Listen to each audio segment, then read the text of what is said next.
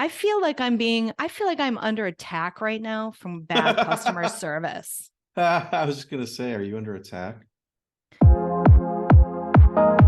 You're hanging out in the House of Sunny podcast, where it's always sunny, mostly because of your host, comedian and YouTuber, Sunny Loman. Want to know what Sunny and her friends are thinking about this week? Well, here she is, Sunny Loman. Hey everybody, welcome to the House of Sunny podcast. It's the week before Christmas week. I got my little tree. And that's sad. That's the saddest tree I've ever seen. It's that's like the Charlie Brown tree. Kinda. I do have little ornaments and this is my life in a nutshell. I have little ornaments for this thing, but I don't have the hooks. The stupid box came without the hooks. So now I got to order the freaking hooks. And it's just sitting there with no ornaments on it until I get the little hooks. And my daughter did the lights, so it's a little chaotic. Wait, this is your Christmas tree for your family or just your office? No, this is it? Yeah, this is just okay. No. Okay. No, but the Christmas tree downstairs for the house, we got it up the weekend after Thanksgiving. We got the lights on and we got the balls on and we got half the ornaments. And all the other ornaments are just sitting in a box in the living room, as well as the box of like stockings and other decorations and another box of crap. And then cuttings from the tree that I was going to like wire into a garland are just sitting on the table. Like the room is unusable because of the boxes and the crap that's been sitting there for 2 weeks because everything's just half done. That is my life. Did you think about finishing it? I was wanting us to put the rest of the ornaments up as a family. Oh, here we go. And that's not gonna happen. And then I got the flu and my daughter had the flu. Like we were just down and so sick. It was worse than COVID. We were so sick for like a week and a half. So that just derailed my whole life. And then her dad is gone in the middle of the week right now working. So there's not a lot of family time. You could just put everything away.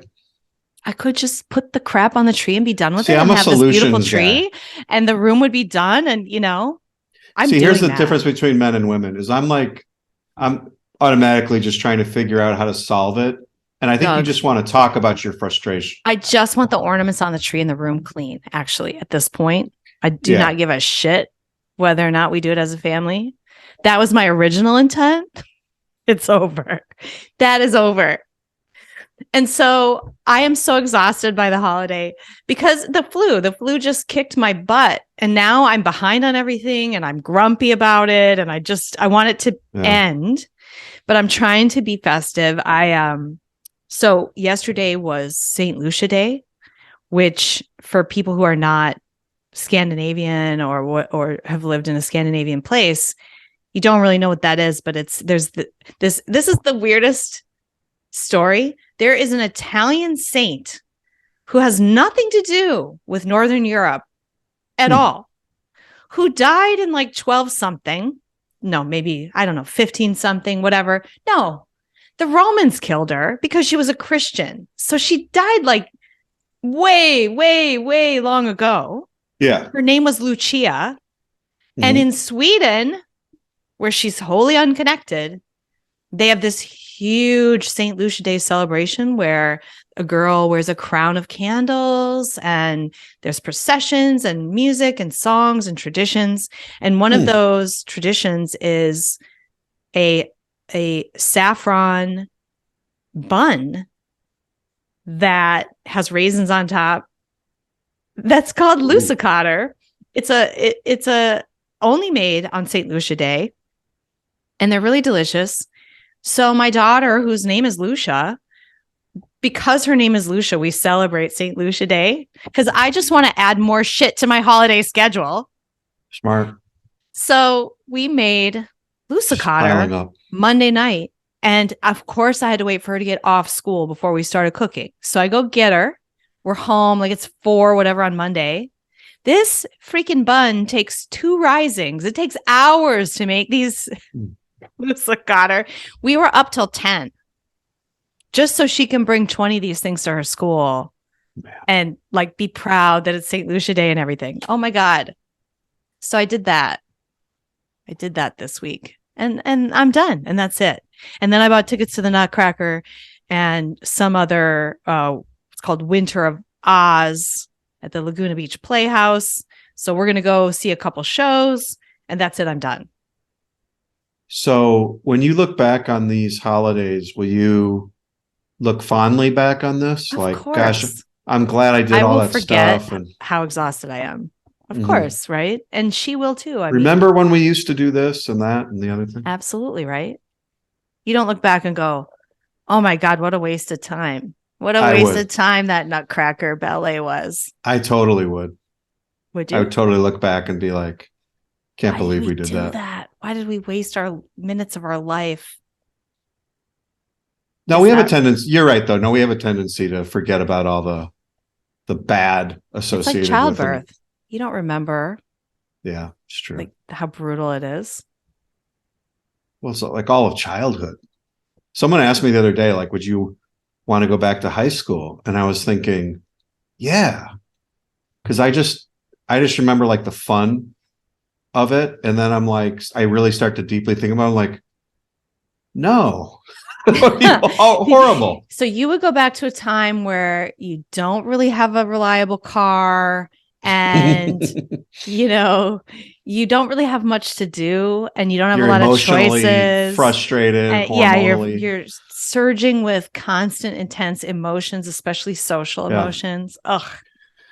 No but because you just blank all that out and you're like, oh, it could be the 80s again and I've got a car and I'm just hanging out with my friends and we're going to parties and like that's all you think about.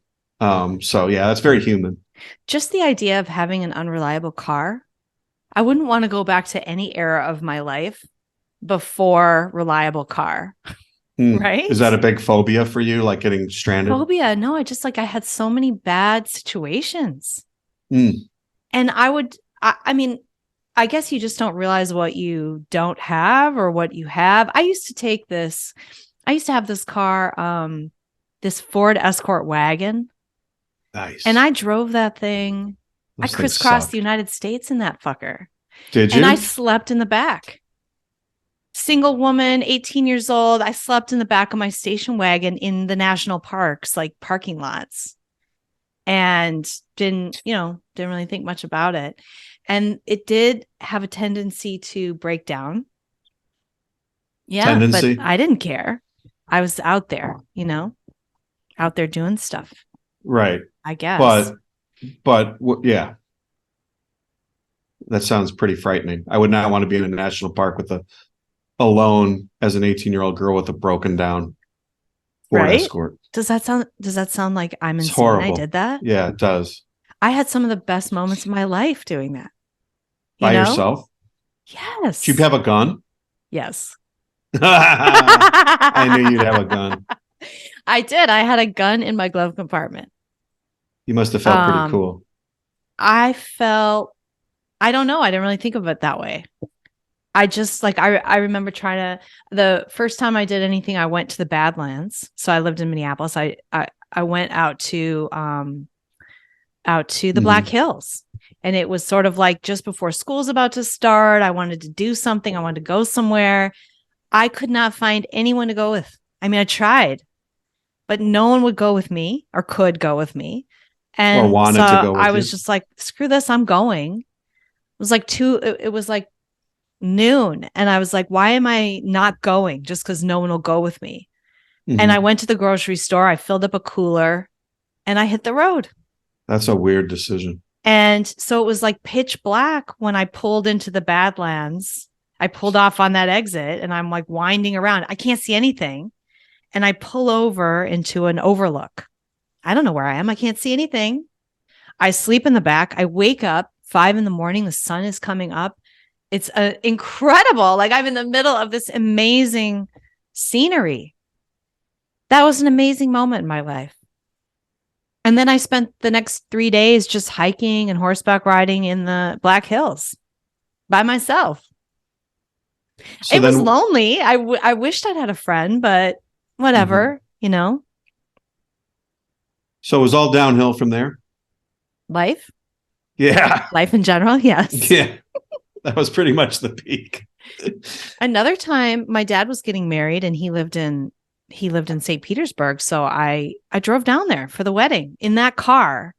And I remember being a little scared in Arkansas.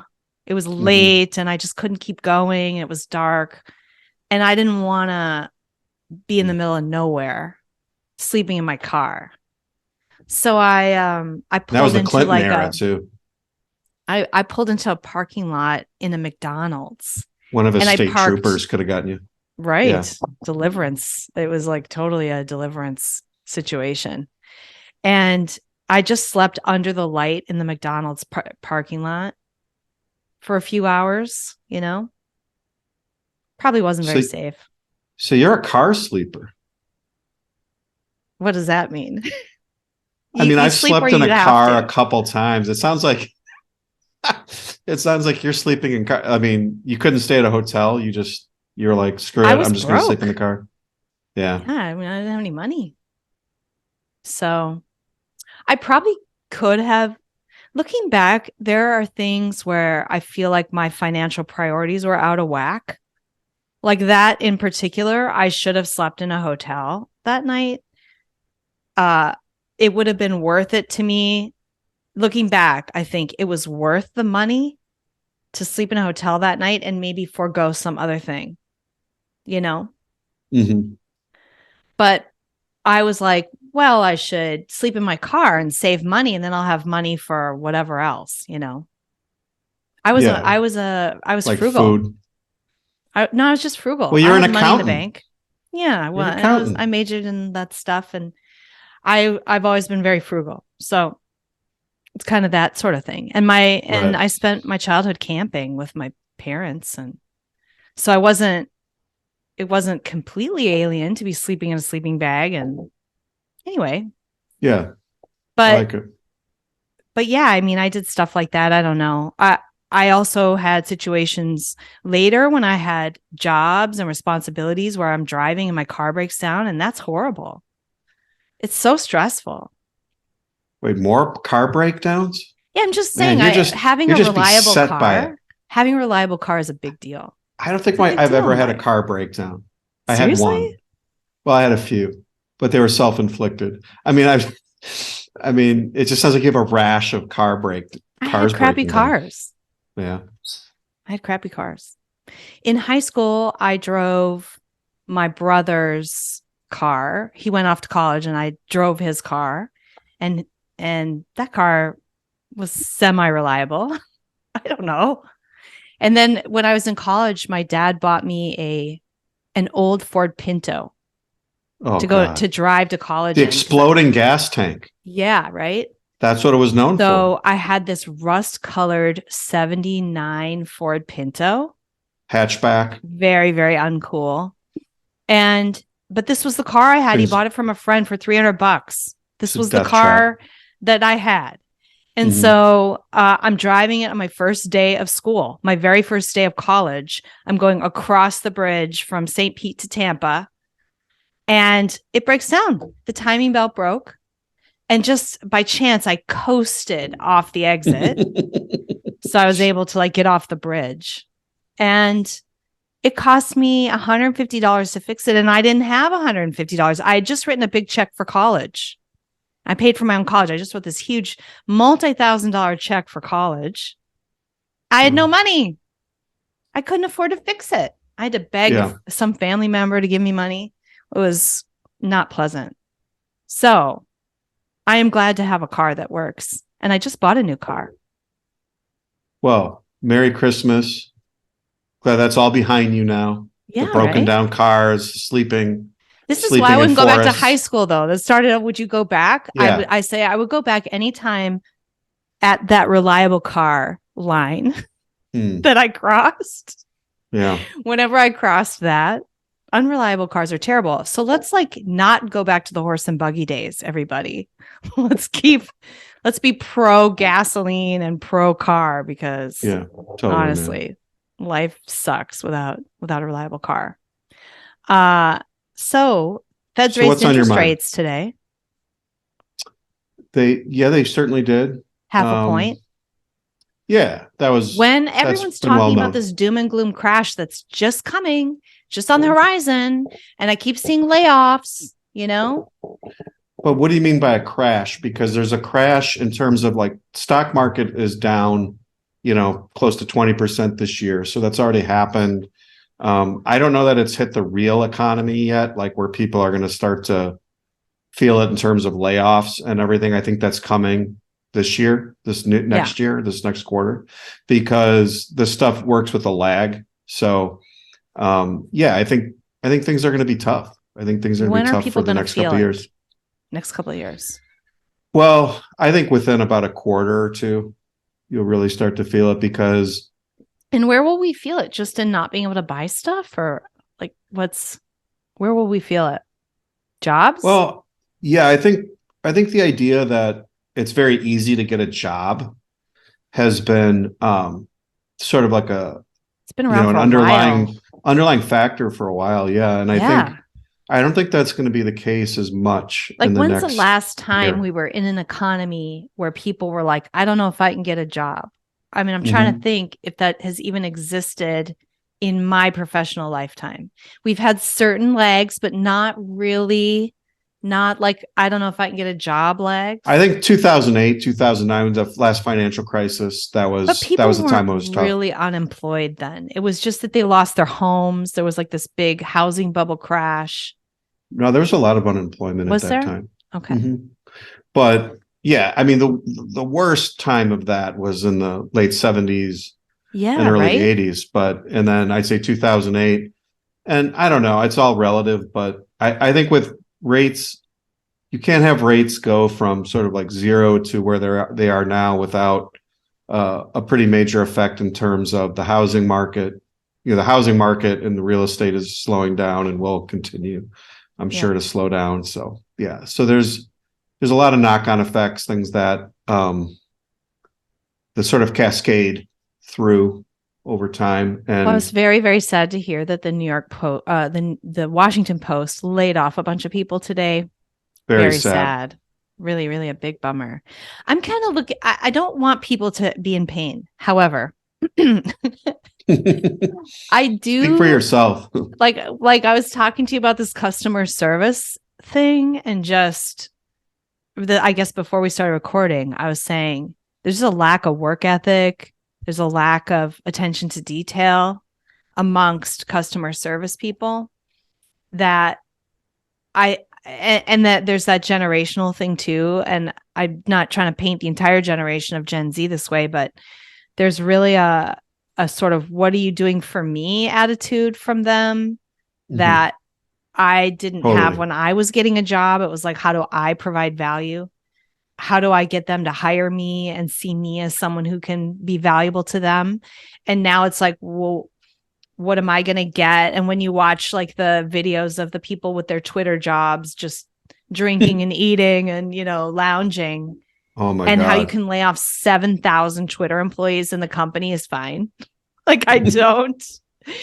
How does that even happen? 70%, 75% of the staff gone and the place is functioning. Shame on you if you had one of those jobs. And these people need a reset. And I just wish there was no welfare so that they didn't have anywhere to go except an attitude change. Because what's needed is an attitude change. Totally. Yeah, that's a great point. I mean, I think easy money environments induce moral decadence, meaning when the government or through the Federal Reserve keeps interest rates artificially low, so money's easy to get, it's easy to borrow. Companies that probably shouldn't exist continue to exist despite being maybe unprofitable or being on the verge of being unprofitable. So there's not like all the legacy media. Would it even exist if it wasn't for all the easy money? Not clear, but we don't know. That's part of the problem is things, there's malinvestments and distortions that get pushed through the economy. And you start to see it, I think, in customer service and things like that, when people aren't really worried about losing their job. They're not worried about having to get another. It's like, well, if I get fired, I'll just go get another job. Who cares? Yeah. Or I'll get a check from the government or whatever. Money's easy. And, that certainly is the case with big tech. Oh my God, like the amount of money and capital, I've said quotes capital, that was available to these stupid companies that now are mostly broke, similar to the dot-com, phenomena of the late 90s. But, these people that can afford to piss off, alienate, cancel half their customer base just because who cares for woke ideology. Well, I mean, that has to do with even Nike and these people, like the ease with which they are just literally alienating half of their possible customer base, when before a corporation would have been like, whoa, we're not getting into politics and religion. We don't want to alienate half the world. We got to worry about now profits. they jump in. They love that stuff. Yeah. Like, who cares? We'll kill half of our revenue, or we'll base our policies on ESG or something like that. And, we'll tank and destroy our profitability. ESG is actually the better way to go. Like in a world where, actually they're incentivized financially. Yeah, to people are incentivized to do that. And, it's a world. And you see this in a lot of episodes. Like I remember studying the hyperinflation during the Revolutionary War in France. And I remember this great quote from an old book where they were talking about how the French women in society of that time, before the hyperinflation, they were very austere. The fashion and the fads were somewhat austere. And after the hyperinflation, they were, in short, the government started printing fake money. And it was leading to a real divergence between the rich and the poor. Because if you had gold or if you had assets, this inflation was enriching you. And of course, the poor people that couldn't afford to eat bread, But the quote in the book was to the effect of, the women suddenly started, their fashion started becoming garish and really over the top and loud and hyperbolic, or whatever the word would be, where, they were ostentatious. I think that's the word, with wealth just dripping, but, and again, it was like a symbol of this sort of like decadence that had been induced by these distortions, these economic distortions from the government and from inflation. You see this all the time. You saw the Roaring '20s was kind of like that. These kind of go-go boom type eras. And it manifests in a lot of different ways. But one way I think is and some of this though is natural too, because just technology and the ease of our lives just has induced so much complacency in terms of people's fear. You don't fear losing power. You don't fear not eating. Right. Or being stuck somewhere, like in your car, broken down somewhere. Like everything works. We got power. The lights are on. You've got climate. You've got air conditioning. You've got heat. No one's had to suffer. And as much as I want to believe that, well, people could imagine what life would be like and well, some of us value can. What they have. I don't know what the difference is. I mean, some of us you have to experience it and do. Whereas others don't seem to be able to do that. There is kind of a weird, I don't need to live in Venezuela style poverty to know that I don't want the policies that would take us there. I always hesitate to believe this idea that, when we hit bottom, then people will understand. What happens is you hit bottom and people clamor for more handouts. Yeah.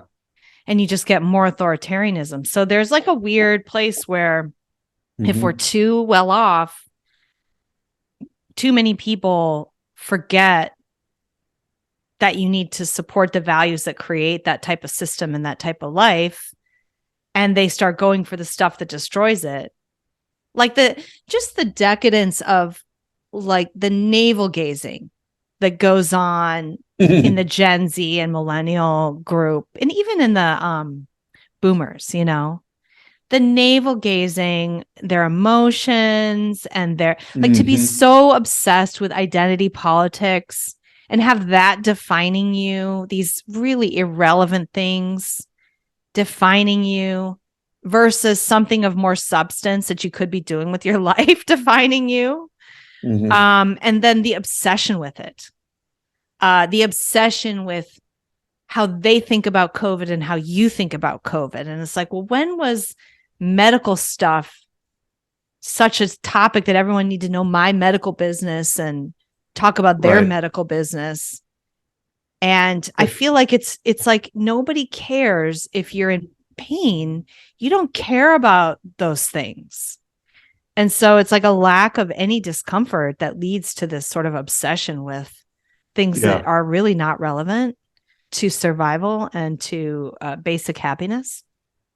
Well, it points to a crisis of meaning, because I think that when you're in a difficult situation existentially, in terms of like being able to, actually survive and subsist, I think it really emphasizes and clarifies your hierarchy of values. Like, this is what's important and this isn't so important.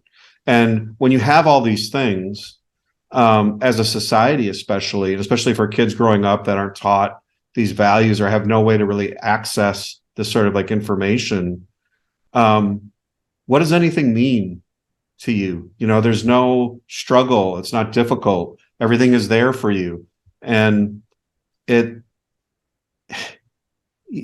see this a lot with kids, the kids that I see that, well, I don't know what I want to do. Maybe I'll do this. Maybe I'll do that. Whereas it's like, no, you wouldn't have a choice a way back. It's like, no, you're going to go do this. 100 years ago, you did not have a choice. And in a way, those choices good. People can be very personally fulfilled, but for some reason, it's creating more problems. I don't want to say that choice creates problems. I don't know what's going on. There's a lot going on. But why is it that some people have to hit bottom? Some people will hit bottom and never figure it out. Other people like us, we don't need to hit bottom to know what it takes and to support capitalism and free markets and lack of authoritarianism and freedom and all that stuff.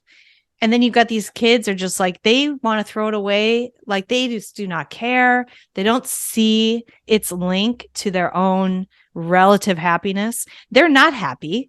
They're miserable, even though they're surrounded by choice and wealth and freedom to change their life and do whatever they want. They're miserable navel gazers. And it's just the weirdest world we live in. Well, there was an article, I remember this came out during the Tea Party. There was a leftist, like from Newsweek or something, and he wrote an article, and it was about how his generation, he was lamenting the fact that his generation didn't have a cause to make their lives meaningful.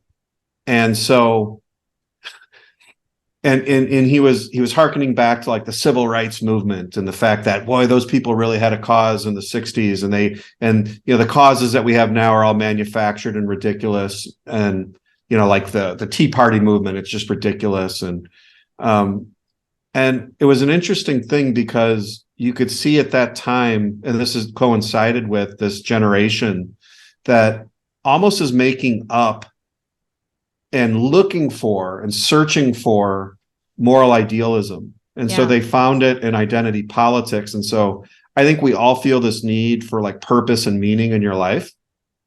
Why does Gen X not need this? And then they find it. We didn't have this. Gen X, we had no war. We had no conflict.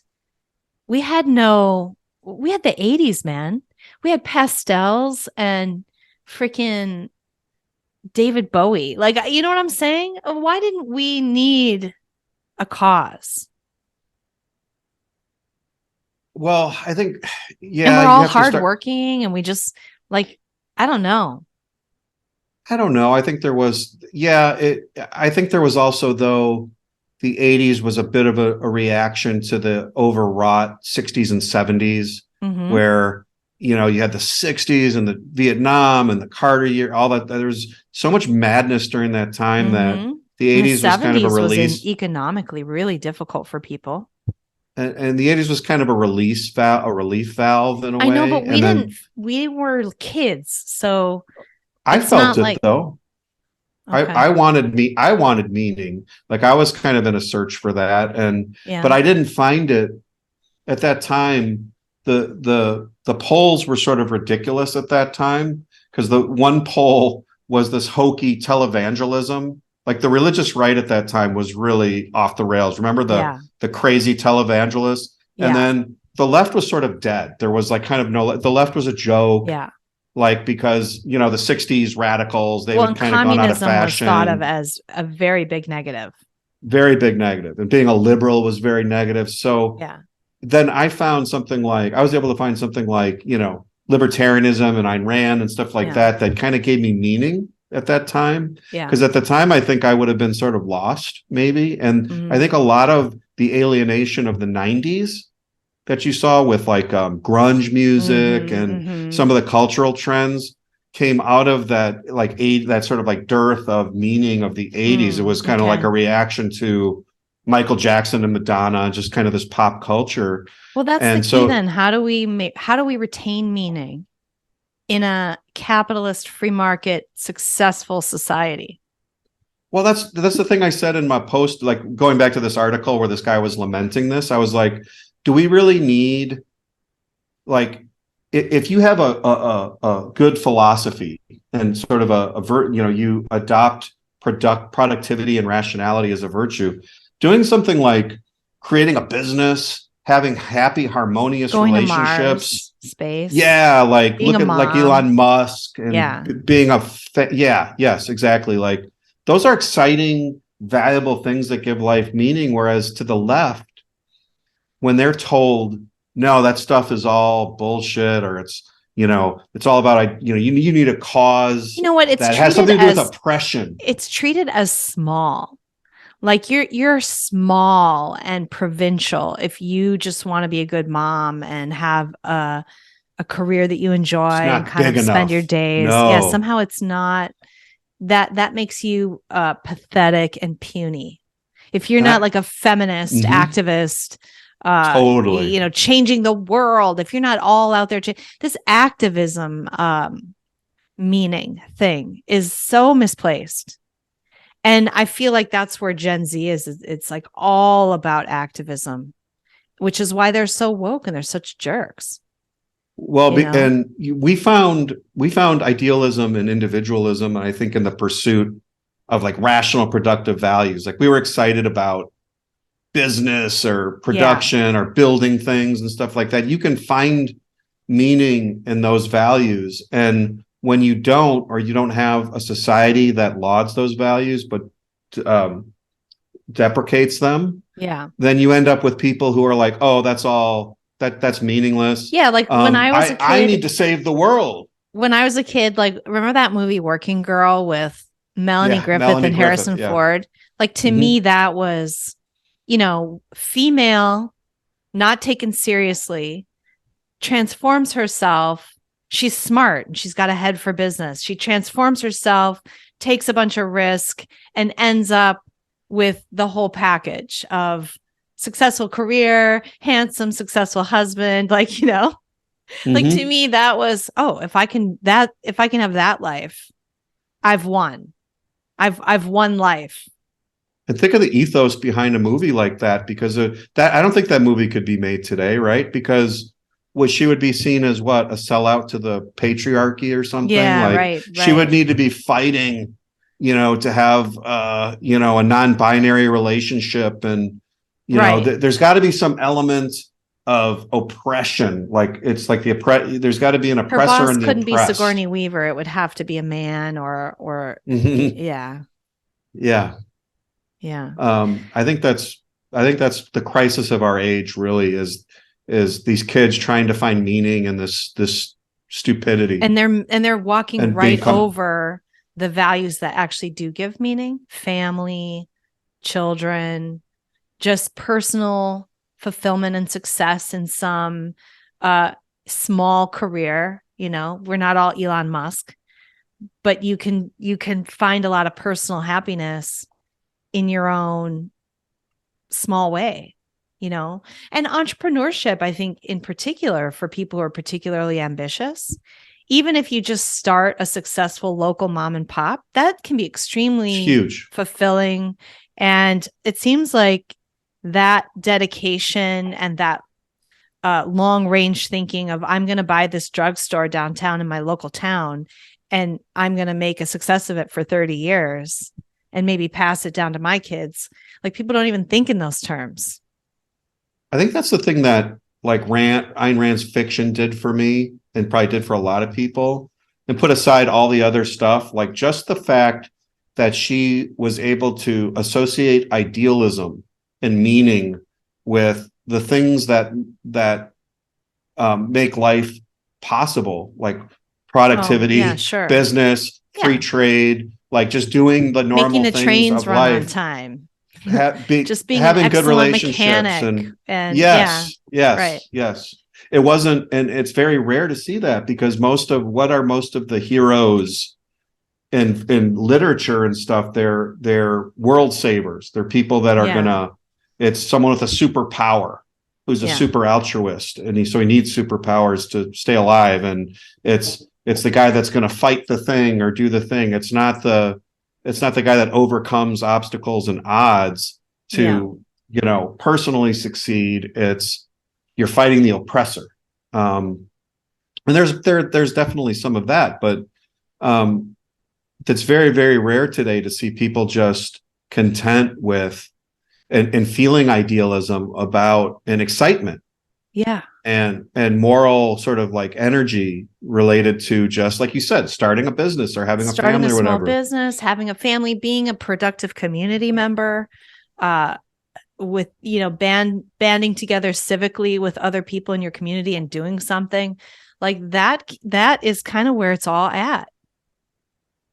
And I think a lot of Americans, to the extent that you have this Americans that we do have some good culture, and we have so many great people in this country. Those are the people that are like that. They're just, and the left would look down their nose at those people as being ignorant. You don't know the bigger problem. What about global warming? Right. And these are people that are this like is why enjoying their global lives. Warming is their perfect freaking exactly. thing, because it allows, like, globally we have to get together. We all have to, like, it has to save the earth. How can you ride your boat around? You can't even define or describe or prove, but it's the earth, and it's everyone has to do it. And oh my God, it's perfect for them. Jesus. Every time they throw a bottle in the right trash, they're feeling like they're literally saving the entire earth from destruction. To tie these simple, stupid rituals to such a huge thing. That's incredible what they've done. What a trick, huh? I think it's very religious. I mean, I know there's got to be a trend towards this with the human brain, because we saw this in religion. You see this in these religious movements that are missionary movements, where you need to proselytize and you need to convert and you need to change, and nothing is good enough unless you're doing something for God or sacrifice, that kind of thing. So there is this side of the human brain that seems to need that, and it's very rare throughout our history. And you see this like at the founding of America, and like that culture was what? Farmers, blacksmiths. It was people who were self-reliant individuals who just wanted to be left alone, and they lived and did their thing, and they were about making their communities and their own lives and families better. It wasn't a missionary movement to try and we got to go to foreign countries and change everybody to make them Christians, or to spread democracy. Get involved in everybody else's business. It was like, no, we're good. Just leave us alone. We're just going to do our own thing. It's like those two poles seem to be what drive, society and culture. Yeah. If you want, one of the things I was going to mention today, and I'm not going to get into it today, because I actually think I should do an entire episode about the Harry and Meghan documentary on Netflix. Oh my God. It's actually painful to watch, and not because, like, normally I find a lot of humor in watching something like that, but it's just kind of boring, to be honest. But talk about the sort of, I think they really represent our age well. in that they really do live in this amazing situation, these two people. And all they do is think of themselves as victims. And they want to blame some very murky and large and systemic problem that, is almost unfixable. It just needs to be basically destroyed. I that's the sense I get. And I think it's kind of a nihilist take. But the royal family is so systemically racist, and it is a hierarchy, and it is what it is. I mean, you can't change who's king, and you can't change. So all you can do is tear it down. And so I think that the goal is to make themselves look good. I think she's probably going to run for office here and use that as her step into activist politics, that she's been this victim of racism and mistreatment internationally. There's this funny moment where she says she never was treated like a Black person or lived as a Black woman until she married Harry, or was engaged to marry Harry. And then it was sort of discovered that she was mixed race. And so that came out in the news. And then she was treated as mixed race, as a mixed race woman. I thought it was a weird admission that she's basically been passing for white her whole life. And then, anyway, whatever. There were just so many weird things in there. And I'll get into it because some of it is kind of funny. And you don't want to watch these. They're so boring and long. The first episode, it's like 5 minutes of content. And then Netflix has rolled together all this B-roll and music and overlay and stuff that's not part of the main core content. So there's only 5 minutes of content in the first 1 hour. It's all editing and B-roll and bullshit. And you can see now why they were freaking out, because the whole backstory is that Netflix was supposedly freaking out. They paid all this money for this access and this thing, and they had nothing. They had no show. So they've literally had to manufacture a show out of kind of crappy amount and not very much revealed. But what you do get is how just ungrateful, and not that they should be grateful to any particular people, but just grateful for their own lives and their own position. Right. Which is so far and above the average person. Oh my God. And to just be so whiny and want other people to feel all this sympathy for you when you have 1,000 times more than they do. It's just a weird take. And I don't know who falls for this. I really don't. But this ties into our discussion because, like you said, they're the perfect representatives of the people who have everything, but it's not good enough. And, they're trying to subvert the very thing that they've chased. They've chased fame, and she chased royalty, and yet she's trying to subvert it. And this is exactly what we were talking about, where someone, like, bad policies and bad ideas. We often think on the right, like, well, once people see how bad this policy is and how bad they're thinking and all the processes that led to these bad outcomes, once people realize that that's bad, they'll see the error of their ways, and they'll change and they'll reform themselves. And they don't. I mean, like you said before, when you get into like the bad element of socialism or the bad of any sort of like victimization psychology, you don't suddenly wake up and say, I was wrong. Like, here's how I got to do better. No, you get worse. Like you start demanding, like, bad policies beget bad policies. And people like this, like Meghan Markle, she's never going to see the error of her ways, or it's like suddenly say, oh my God, I'm a effing princess and I have everything and I've been given everything. She's just going to look for what is wrong? How am I a victim? And they're the perfect representatives of everything that's sick and diseased about our culture. Yes, sick and diseased. Yes, It's a she will disease. never admit it. She could be in a trailer park at the end of this and still be demanding the same thing, like doing the same thing. She's never going to look at herself and go, what am I doing that I could do differently to make myself happier and my life better? It's always going to be some external blame and just bypassing all the good meat of life. Like, that's the other thing too.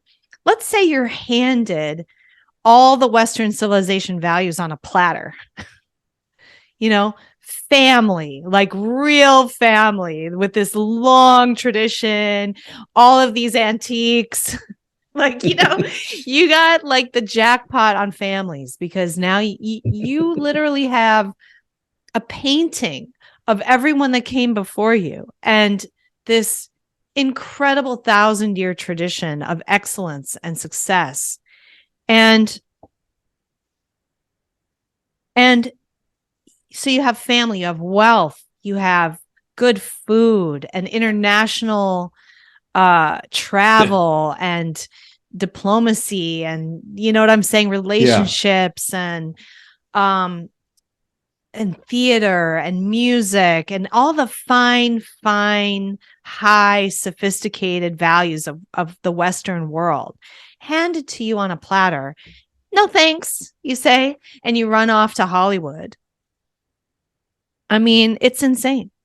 Well, again, go ahead. I mean, that's just like, it's a rejection of everything good. And then bad stuff happens to you because of it. And, you get bad, in her case, she got some bad press. I mean, my God. But not everybody loves her. And therefore, it must be racism. It must be, she starts to spiral into these excuses. And now, of course, they're broke.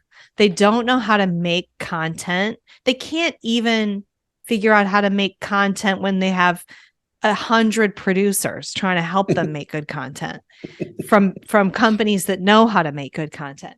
So like, they must have brought in the most masterful editor to create 5 minutes into an hour. And for that not to be obvious, probably to most people. I think most people will drift through it and not realize that they've literally seen nothing but B-roll and unrelated comments that aren't related to anything these people are saying. And then they have like 5 minutes of what these people are actually saying. The second episode opens with the two of them getting into a car in an underground parking garage. And there's cameras all over the car. So they're being completely filmed, which you would expect when you've had a Netflix deal to film you in your private life. So that's not surprising that there's cameras all over this car. But they're going like this, acting like there's some paparazzi and there's nobody there. So first of all, they're in an underground garage. So they're doing that to concrete walls as the car is driving along. And then they emerge out of the concrete thing and they continue the stress. And like Harry says stuff like, well, we'll be with friends in 10 minutes. Like I thought, oh my God, they're crazy. Like literally Harry is a paranoid delusion, a paranoid delusional person, and needs to be, I don't know, it needs some serious psychological intervention. But then I realized, no, they just are acting. They didn't have enough footage. They want to show the narrative, which is we're chased all the time by paparazzi. And so it's dangerous to be us, and we need all the security, and the royal family dropped us and they didn't help us. And, this narrative they have about how hard their life is. It's not our fault that we're being followed 24/7 by dangerous paparazzis. And my mother died that way. And, it's the victim narrative that they're trying to weave. They didn't have any actual real footage of it. So they had to create 5 minutes of being scared in the car that didn't exist. And even then, right after this fake 5 minutes, Harry goes, well, and of course, now it's not so much in person, but it's online. So then he like admits, we don't actually face this problem in person, but online it's scary. I mean, really? You got to be afraid of like some freakies on Twitter saying bad, mean things to you or threatening you on Twitter. I've had threats on YouTube. I'm not terrified. He's got enough security to deal with that. Like what? So he totally, it's a bait and switch. The whole thing is manufactured.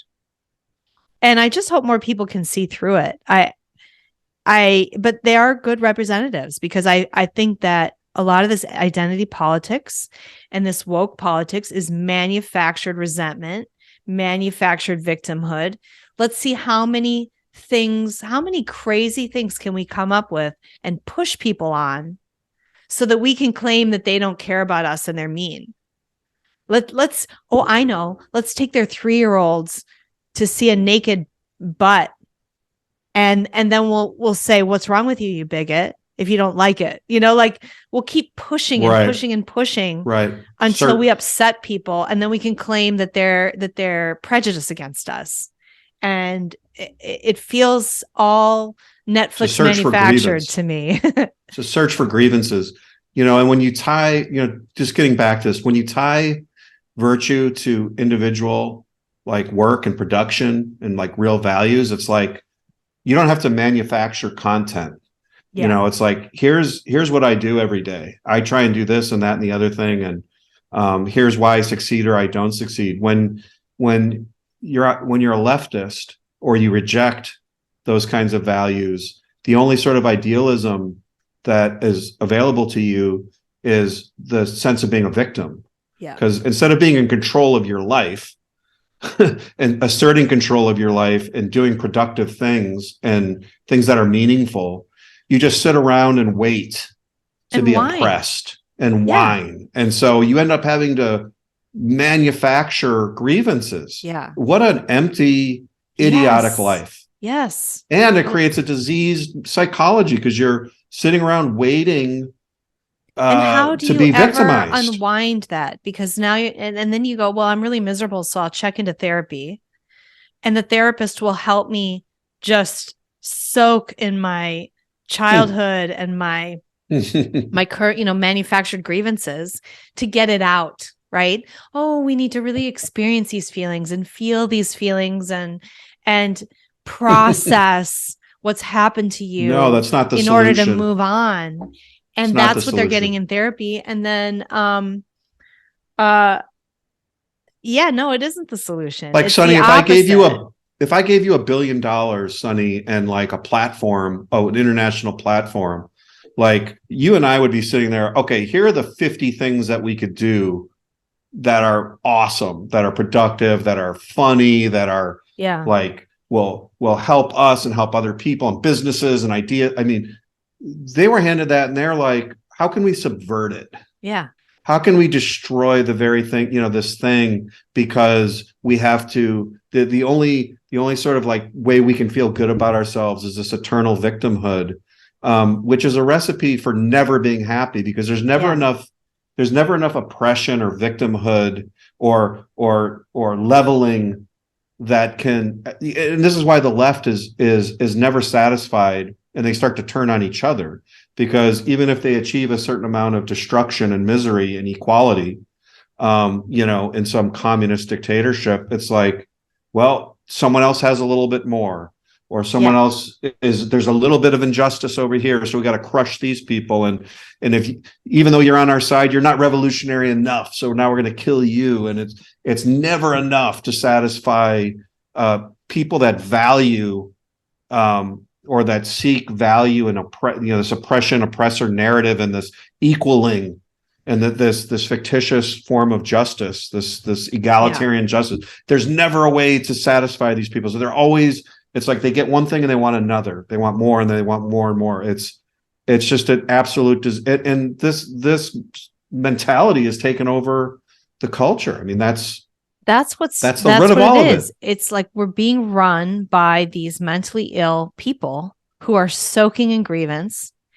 And I don't know. I don't know how to put a stop to it, but I was thinking today that, white people, I really feel like I need to speak out more as a white person who's not afraid to speak on issues of race, because what I see is that, I see that white people are the least racist, the least prone to identity politics, but they are being cowed by, first of all, apparently color blindness is racist. And then they're all going queer. So it's like whiteness is bad. And to defend yourself against someone saying that, you have to actually talk about your skin color, which we find despicable and disgusting. And so we've actually embraced the idea that identity politics and racial focus is wrong. And so we have no defense, because to defend ourselves, we'd have to say, hey, whiteness is good. Oh, that sounds awful. And I even feel like gross. I don't want to talk about my skin color. Yeah. What does that have to do with anything? It's a great point. So we don't have a defense, and we don't know how to talk. My dog is going to bark. Pierre.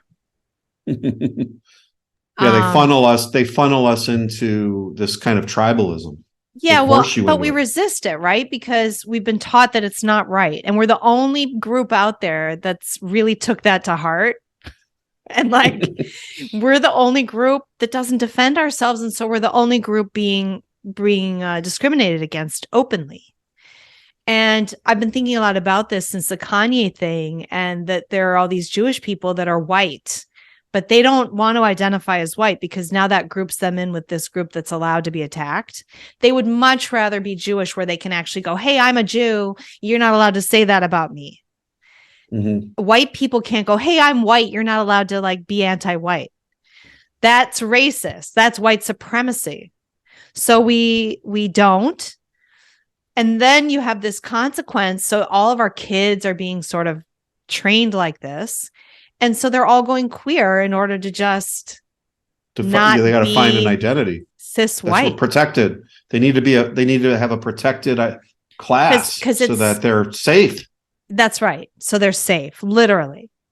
I think that a lot of this trans stuff with kids would go away if the identity politics stuff, if the white stuff would go away, the anti-white stuff. No doubt. So anyway, it's just a weird time we're living through. I do have hope that it's so ridiculous.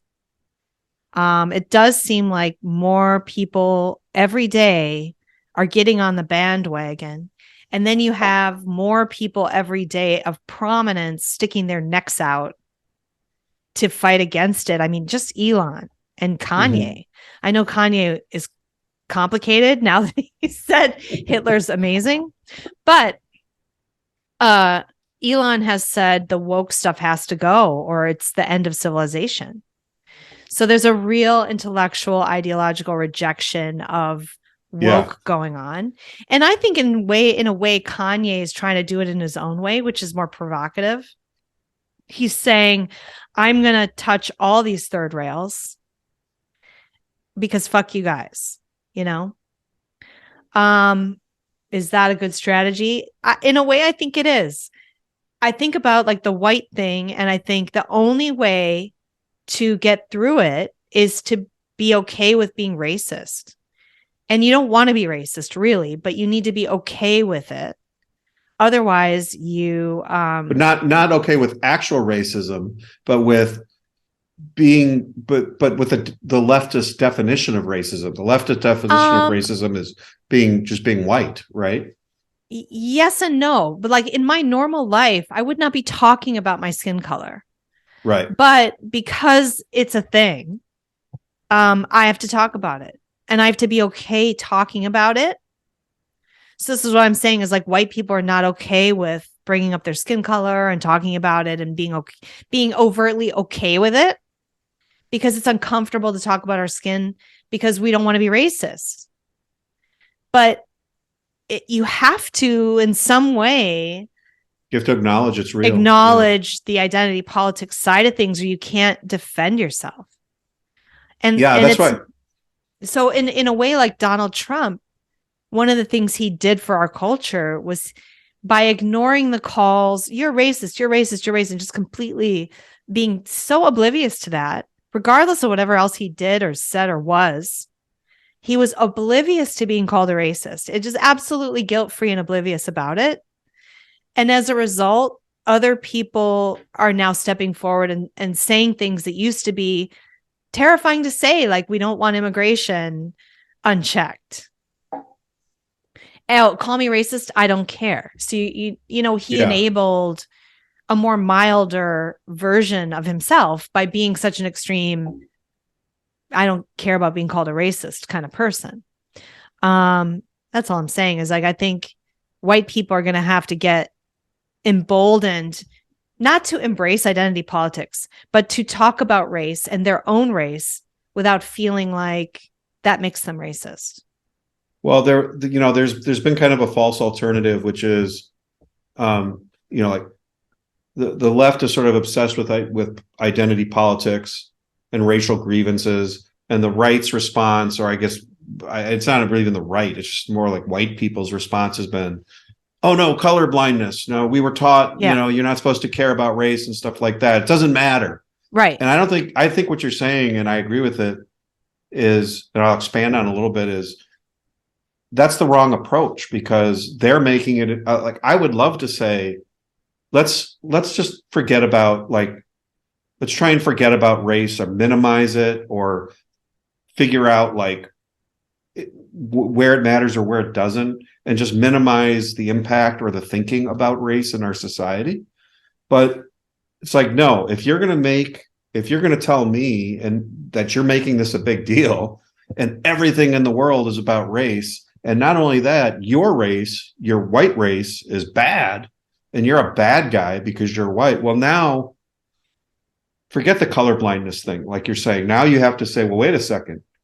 Yeah, race is real. Okay, there's a real thing here. Yeah. And people are dividing themselves in this way. And like, I have to defend my own life. To defend my life and my child's right to exist as a white kid. And and her ancestors and their lives, defend their lives. And not only that, like I can't remember, I wish I could repeat it now, but I just heard a white joke a few days ago. I was reading a meme or something. It was kind of making fun of white people. And it was true. And I laughed. I thought it was a funny, you know what I'm saying? There's definitely, and obviously it's a bell curve. Not everybody fits in, but there are whiteness qualities and blackness qualities and Jewish qualities and stuff. And it used to be okay to be like, an Irishman, a Polak, and a Jew walked into a bar. And there used to be these jokes. And you could laugh at your differences and embrace your similarities. When the left talks about these racial categories and these definitions of like whiteness and blackness or whatever, I guess our response shouldn't be, oh, no, what are you talking about? None of that stuff exists. It should be, no, there is this identity and there are these characteristics of these groups. Yeah. You're right. But what we're saying is let's not identify ourselves. It's not the most important thing. And I think we have to start embracing, I hate to say it, but I think maybe colorblindness isn't the right way to go. We have to say, okay, there are differences. They want to talk about reparations. They want to talk about, it's real how people were treated badly in this country because of skin color. That's real. And we can't ignore that or not talk about that. What do we do about it, if anything? Has it harmed future generations of Black kids that their great grandparents were couldn't stay at the same hotels in certain states and places? Right. Yeah, so you can Probably, acknowledge it. You can So, acknowledge the reality of race and sort of like racial characteristics, both white, black, whatever, and still believe that they're but if not we're going to do essential. that, then we got to be honest about it, and everyone's Mhm. going to get their flaws, their strengths and weaknesses shown Yeah, and and joked about. joked about. It's going to have to be an honest discussion. And also, you can't just pick one race and shit all over them. And those kids and those heroes and those cultures and those ancestors, because so I think it does have to be kind of embraced and and opened up to full discussion, Yeah. honest discussion. And maybe that's the way you transcend it ultimately, is just acknowledge the reality of it and then openly discuss it and joke about it, not hide. Because I think I get frustrated with a lot of people that I Yeah. see on the right who are like, oh, no, color blindness, blah, blah, Yeah. blah. Like, no, I don't think that's going to fly It's anymore. Like, understandable. That's how we were all taught. And we wanted to live in this world where we treated everyone as an individual and we didn't even discuss it, because it isn't the most important thing about you about your character. Whether you're good or bad, your skin color has nothing to do with it. But it does have to do with your cultural norms and, certain other things. So, so fine. and your history, your ancestors, your family history, of course.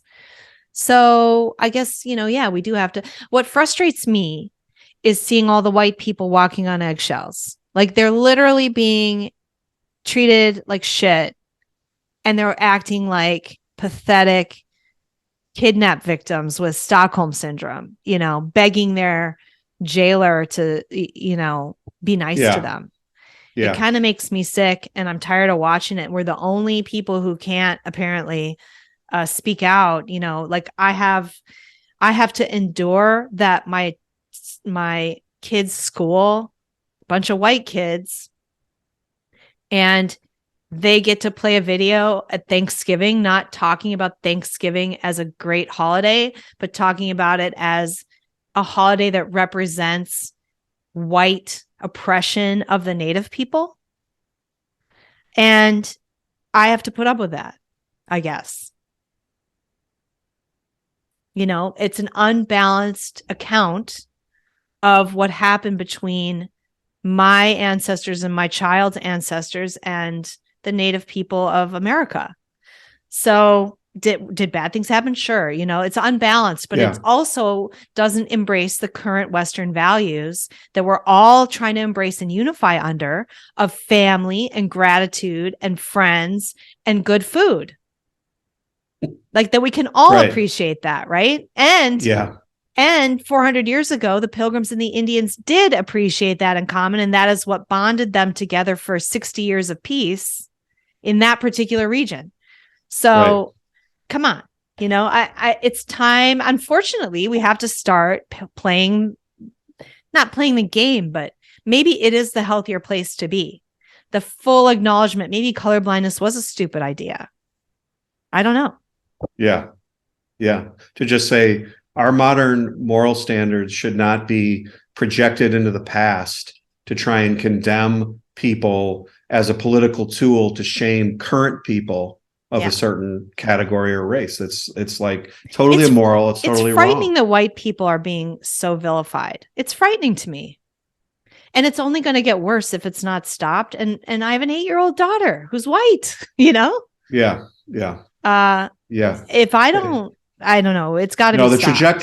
The trajectory of vilifying races does not end well in human history.